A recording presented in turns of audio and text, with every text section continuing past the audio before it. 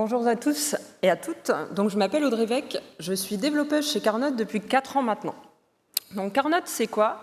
Carnot, c'est une start-up dans le domaine de l'agriculture connectée.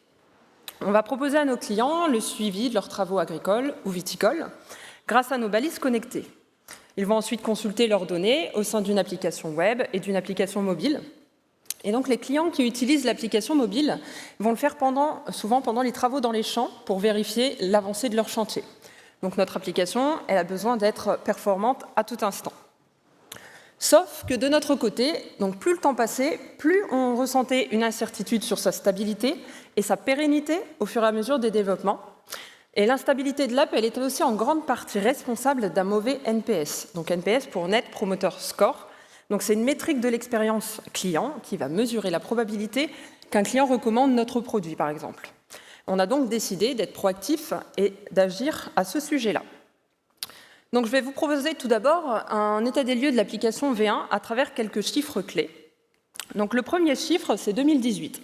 2018, c'est l'année de mise en production de notre application. On peut presque parler de projet legacy. Donc, voici quelques extraits de cette application à ce moment-là. 50 écrans ont été développés donc, en 2024. Voici un bref extrait. On a 70 librairies, donc voici un extrait du package.json. Donc ce sont des librairies qui sont présentes lorsqu'on initialise un projet React Native, plus certaines qui ont été ajoutées par nos soins parce qu'on avait besoin d'utilitaires ou par exemple d'un data picker, où on a intégré un data picker externe plutôt que de le faire nous-mêmes. Donc voici un extrait. Et un super dossier de test. Je vous montre ici le seul fichier de test de l'application. Donc c'est le fichier de test qui est présent lorsqu'on initialise un projet React Native. Certains diront « tester, c'est douter ». Dernier chiffre, c'est 0.67.4. Donc ça, c'est la version de React Native dans notre application en 2024, en juillet. La date de release de cette version, c'était mars 2022. On avait plus de 2 ans de retard. Et je vous ai montré un peu d'autres versions de React Native pour montrer que React Native avançait, c'est nous qui avions vraiment du retard à ce moment-là. Côté intégration continue, donc CI/CD, on avait 5 workflows. On utilisait les GitHub Actions. Donc, le premier workflow, au push develop, on a notre release manager qui va venir taguer notre version en fonction des commits qui ont été apposés suivant la convention Angular. Au push master, 2 workflows en parallèle qui vont venir taguer l'application. Donc, un premier tag qui va être apposé, recette-android-build ainsi que le numéro de version. De même pour iOS. Et une fois ces tags apposés, on avait 2 actions qui se lançaient en parallèle, qui réagissaient aux tags. Donc, le build Android qui allait jusqu'au submit sur le Play Store en test interne et le build iOS qui allait jusqu'au submit sur TestFlight. TestFlight, c'est le test interne, l'équivalent chez Apple. Et on utilisait donc un outil, Fastlane, qui s'occupait du build et qui allait jusqu'au submit. Côté expérience développeur, donc développement en équipe impossible. Impossible de récupérer le projet, d'installer les dépendances et de lancer l'application sur une autre machine que la mienne. Si mon collègue faisait des modifications, je récupérais, pour que ça se tourne chez lui, je récupérais le projet et ça ne tournait plus chez moi. On n'avait pas d'outil de debug fonctionnel, pas d'accès aux DevTools, on avait juste les console logs au sein de l'IDE, pas terrible, malgré diverses tentatives de fixe d'accès aux DevTools. On avait également un temps d'initialisation assez long en mode dev. On avait entre 5 à 10 minutes sur Android, ça dépendait du sens du vent, ça dépendait des jours surtout, et on passait pour la partie iOS par Xcode. Ça prenait un peu moins de temps, mais c'était quand même assez laborieux. Surtout, le plus gros point noir chez nous, c'était la mise à jour de React Native, qui était très laborieuse, voire quasiment impossible. Des jours, des semaines entières à essayer de mettre à jour React Native pour avoir un build exploitable sans succès. Donc on est fin du premier semestre 2024, donc on cherche quelle solution on a pour essayer d'améliorer tout ça. On s'est fait accompagner sur le sujet et pendant les recherches de solutions, s'est présenté à nous Expo. Donc pour ceux qui ne connaissent pas, Expo, c'est un framework React Native gratuit, open source. On peut voir un peu ça comme une surcouche à React Native. Et il fournit également des outils de développement. Quand on n'en a pas trop au départ, c'est toujours ça. Une communauté active, important.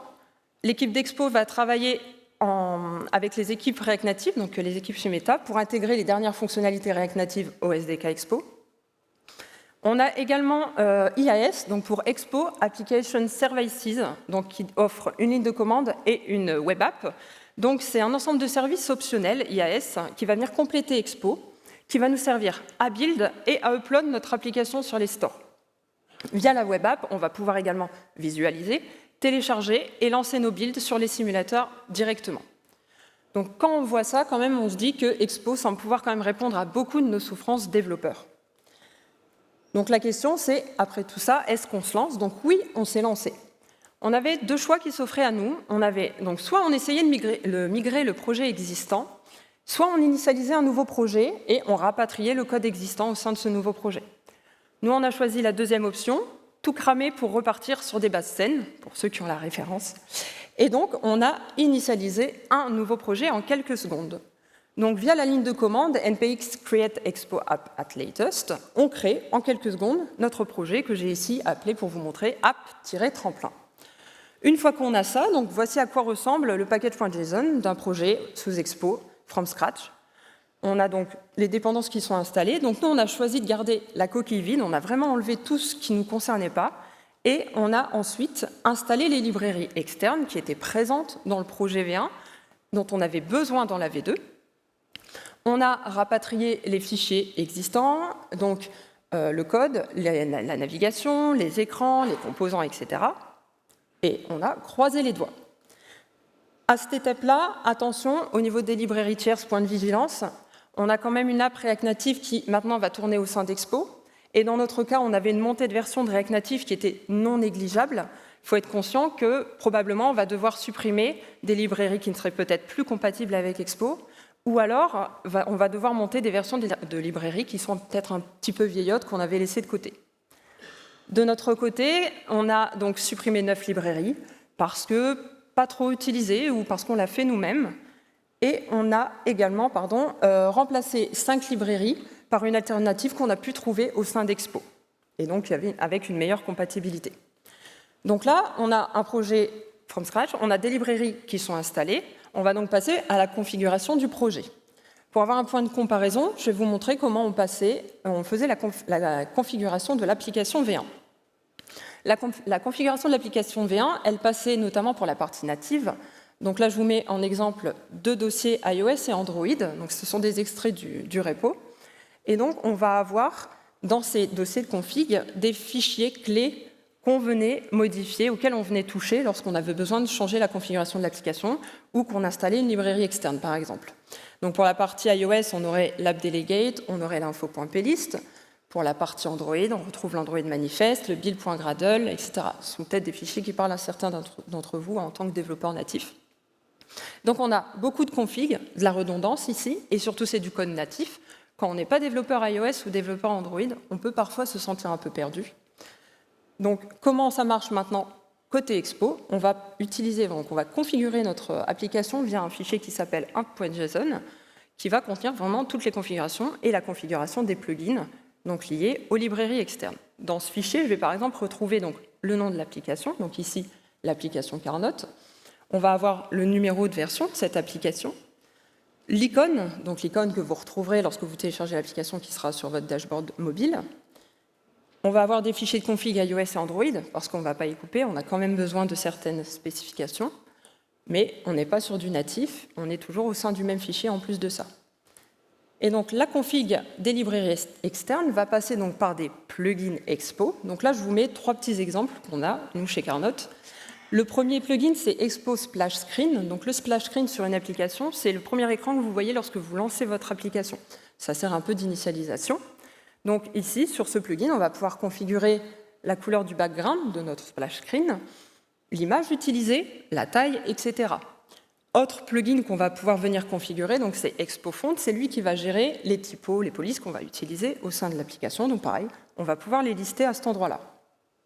On a également le plugin React Native Permission qui, lui, gère le workflow de check et de demande de permission à l'utilisateur pendant la navigation dans l'application.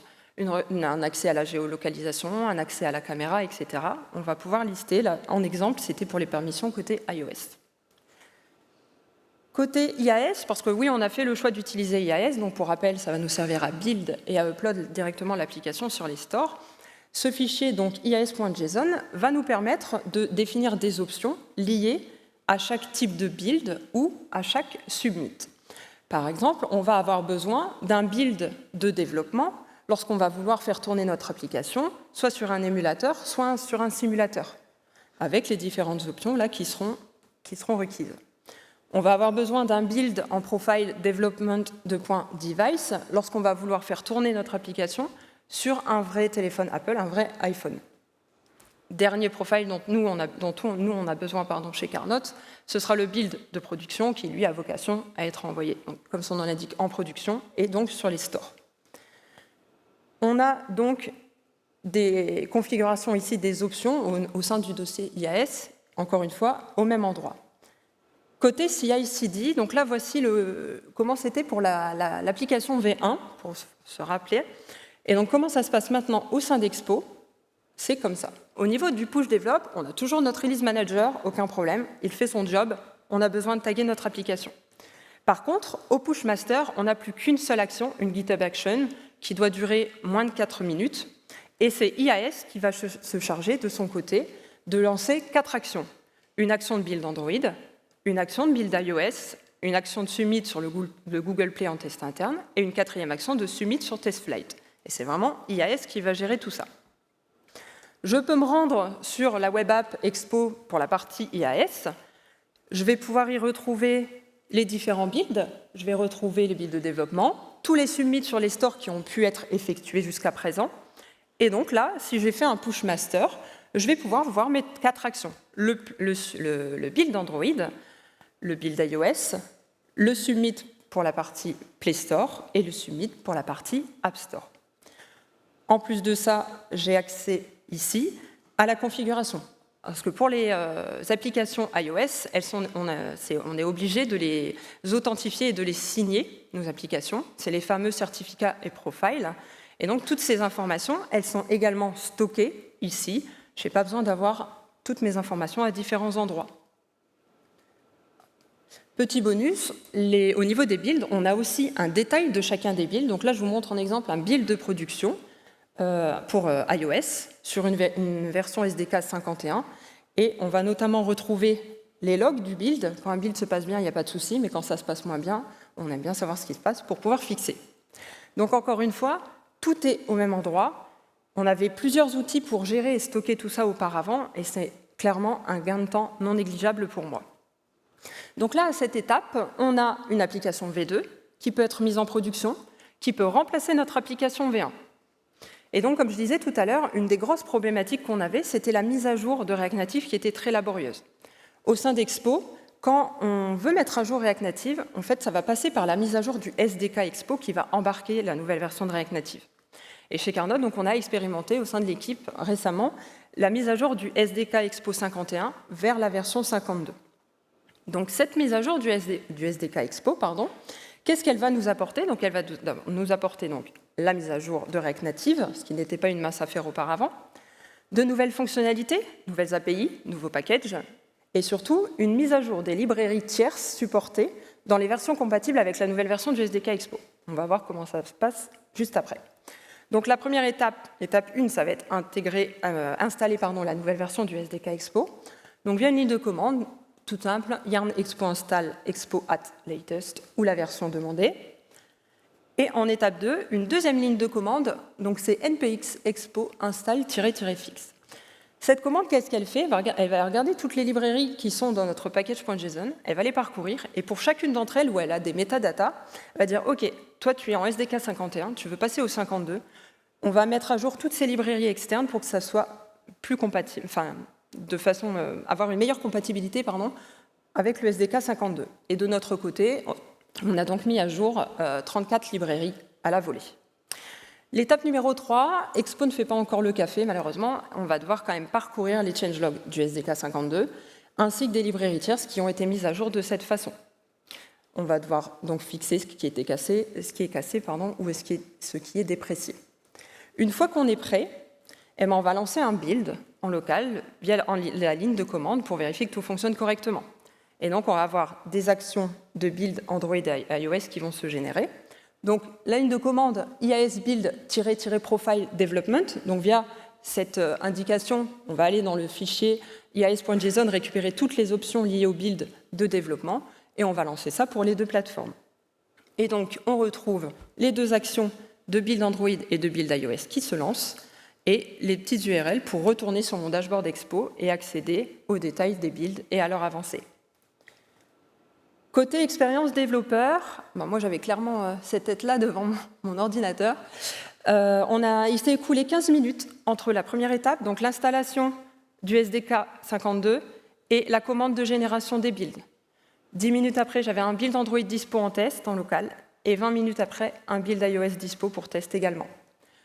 Il faut compter, nous, dans cette montée de version, donc 2 jours, voire un peu plus, pour fixer les breaking changes. On a eu une montée de version majeure sur React Navigation qu'on utilise. Ça a nécessité quelques manips en plus. Donc là, on a un build fonctionnel dans lequel on utilise la dernière version du SDK Expo, où on a mis à jour la version de React Native et de certaines librairies externes. Donc la question aujourd'hui, c'était, est-ce que finalement Expo change la donne? Et parce qu'une image vaut 1000 mots, voici, oui, pour moi, Expo change la donne. On a une application plus développeur-friendly au quotidien, et surtout, en termes de retour développeur, on a une mise à jour de la stack plus facile, clairement plus rapidement qu'avant. On a des résolutions de bugs plus rapides à amener en production grâce à EIS Update. EIS Update, ça permet donc, grâce à Expo Updates, d'envoyer des mises à jour OTA, donc over the air, sans repasser par la validation des stores. Quand on est développeur mobile, on sait à quel point ça peut être laborieux, cette validation. Attention, possible uniquement sur la partie JavaScript, le style et les images, pas sur les parties natives, là il faudra repasser par un build. On a pu aussi faire tourner l'application sur un nouvel ordinateur en moins de 3 heures. Donc 3 heures, ça peut paraître beaucoup, mais je compte aussi vraiment l'installation de tout l'environnement de dev, tous les outils nécessaires pour faire tourner une application React Native, sans forcément parler d'Expo. Et, chose incroyable, personne n'y croyait, même pas nous, nous avons écrit nos premiers tests end-to-end. On a utilisé Maestro, donc un framework exprès donc pour les tests, et qui fonctionne plutôt bien d'après nos premiers essais. En termes de retour utilisateur, les premiers utilisateurs de cette app V2 ont été les équipes support et care donc chez Carnot. On a eu des retours immédiats sur la vitesse d'initialisation de l'application au lancement, la fluidité de la navigation et de l'initialisation des écrans de cartographie, qui sont quand même assez nombreux chez nous. Et surtout, on a eu des retours positifs spontanés de la part de certains clients qui nous ont fait part de leur amélioration de l'expérience de navigation in-app. On espère donc une remontée de notre NPS. Il faut savoir qu'il s'est écoulé, pour avoir une temporalité, 6 mois entre l'initialisation du projet Expo et la mise en production véritable de l'application mobile, mais ça ne reflète pas vraiment la réalité. Il y a eu les vacances d'été, des développements ont été nécessaires sur l'application V1, donc tant qu'on était sur l'application V1, on ne faisait pas de V2. Et surtout, on a profité de cette migration pour revoir l'arborescence de nos dossiers et fichiers et l'intégration de TypeScript en mode allégé, mais ça a quand même nécessité un petit peu de travail. Aujourd'hui, donc, à peu près 6 mois après sa mise en production, personnellement, je ne regrette pas du tout mon choix d'Expo et je ne peux que conseiller ceux qui hésitent à tenter l'expérience. Aujourd'hui, on a une application plus stable et donc une équipe moins stressée. Je vous mets un petit QR code pour ceux qui le souhaitent. Ça renvoie vers un repo GitHub qui va contenir tous les liens vers les outils que j'ai mentionnés aujourd'hui. Et donc, je reste disponible si vous avez des questions. Et je vous remercie de votre attention.